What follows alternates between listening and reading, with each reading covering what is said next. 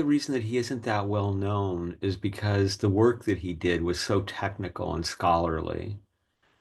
And I think also that he sits in this moment where there's so much amazing talent that's happening. Mm. Botticelli and Leonardo and Michelangelo and the Medicis are in full power. And so there's so much to write about and to look at that Ficino, I think, was taken as maybe Cosimo de' Medici's pet scholar. But if you begin to dig into the history and into what Ficino's influence was, you discover that he was actually the father of the Renaissance in some ways. So here we have the story of somebody who, at the age of 10, is recognized by Cosimo de' Medici as being a brilliant child. His father is Cosimo's doctor. Cosimo brings him into his own household so he can have all the advantages of education. And he learns so rapidly that still at a very young age, he becomes Lorenzo de' Medici's tutor. And as he develops into a man, he's a priest at one point, he studies medicine at another point. But what he's really loving is translating the few fragments of Plato that still exist in Europe, which wasn't much, and trying to Mm. extrapolate from that what Plato's doctrine was. But his father and the church don't want him to do this. Plato is kind of looked at as something that's a little too pagan, a little too occult. They want him, if he's going, Aristotle was kind of the that's who they man want him to for study. the church. Aristotle and then Lucretius, all of Aristotle's Mm. followers, in a sense. That's who he should be Mm. devoting his talents to if he wants to do this. Yeah. But he's not too thrilled about Aristotle. When Mm. he's studying medicine, one gets the feeling that it's really his dad saying, "Look, man, you need a job." And what are you going to do? I'm a doctor. I can help you out. Let's do this. But he gets very depressed. He's always prone to melancholy. He writes Mm. about that and studies it. And so he reaches a point in life where he's at his first Saturn return. And he's Mm. aware of that, being somebody who's very interested in astrology. And That's he's about having 28, isn't it, or right something in like that? there. Yeah. Yeah. And he's having his Saturn return moment. So he Mm. feels that he's a failure. He's getting old. He's waited too long. What's he going to do with his life? Mm. It's all bad. And the one thing that he longs to do to Mm. get at these ancient texts, he doesn't have the money. He does. Mm. How's he going to feed himself? How's he going to have a roof over his head if he sits around translating Plato all day? Mm. At the same time, Cosimo de' Medici lucks into getting this amazing amount of lost knowledge that was preserved in what they then called Arabia. Mm. And this was Plato and the Neoplatonists and the Orphic hymns and the Hermetica. I mean, the Mm. foundation of the ancient sources of Western esotericism were all rediscovered at this point because someone who was searching for old manuscripts found them in Arabia and brought them back to Cosmo, who purchased them. But Ficino doesn't know this.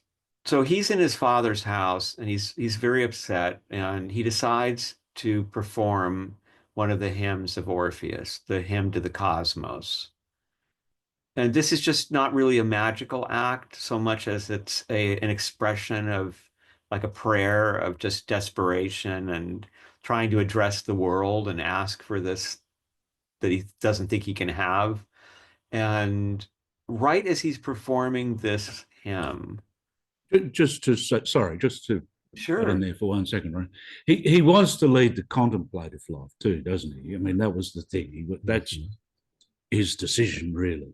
So, Yes, he was from certainly what you were not. saying before, the Yeah, he doctor wasn't too thing is what not gone. motivated to be a politician or a creative artist, in theatrical worlds. And Mm. he really was this contemplative, Saturnine kind of person. Mm. And even when he became this huge influence, it all happened in the house he was living in. Everybody came to him, more or less. Mm. And so there he is doing this hymn, and he's Mm. addressing the cosmos, and he's singing and performing on the Lyra de Braccia, and he's not saying, please give me this opportunity to do this, but he's feeling it while he's singing these ancient words. And then at that moment, a messenger comes to the door. His father interrupts him. There's a letter from Cosimo de' Medici. The letter says, I am in Correggi. I am waiting for you. I have all the manuscripts of Plato and all these other things, and I've got the Hermetica, and I want you to translate all of this. And I'm going to give you the house that I'm in right now to live in for the rest of your life to do this work. And the village nearby will support you. And please come and bring your lyre and teach us what it means to live a good life. One of the And great so, synchronistic moments in history, in although there have been many, certainly, yes, but there have. this is one of the great ones. It's a wonderful one. So he goes and he is what he finds is that Cosimo is beginning to die, and that's part of the reason that he's so drawn to this because he doesn't feel that he is satisfied an understanding of the soul and the meaning of life from the church. And so he has heard all this about Plato and he wants to know what is the ancient wisdom. So while he's doing these translations, often he's reading them to the bedridden Cosimo. So he's reading the Hermetica as he translates it. He's reading a Platonic dialogue to Cosimo, who's in bed and listening to this. And it's giving great joy to Cosimo. So what happens is not only does he do these translations, and at first are circulating in manuscript and they're hugely influential because people and Plato is a very different thing than Aristotle. And it has this metaphysical side to it with reincarnation and Atlantis and all these concepts that become woven throughout the history of Western esotericism. And and so he has these kind of gatherings of his friends where he will play and sing the hymns for fun sometimes, sometimes for healing a sick friend, sometimes just, to lift everybody's spirits to get inspiration for their own individual creative projects. And we have this wonderful a record from Poliziano, one of his friends, who talks about, oh my God, we were all there, and he was singing these incredible hymns and the beautiful music and the beautiful words, and then what he had to say about it. And we were there like late into the night, and I was so inspired that I went home and I worked all night into the next day on my work. And so he created actually what was sort of an early opera. I mean, it was a written statement that would be said by an actor with musical accompaniment and sets by, I think it was Leonardo da Vinci, and it was called Orpheus. And it was even more importantly, it was written in the common language. It was not written in Latin. And this was a Mm. scandal at the time that Mm. somebody would use this vulgar language of the peoples because that meant that the people would get it and that they weren't supposed to. Only the elite who could speak Latin were supposed to get it. So this was a revolutionary moment. The And vernacular.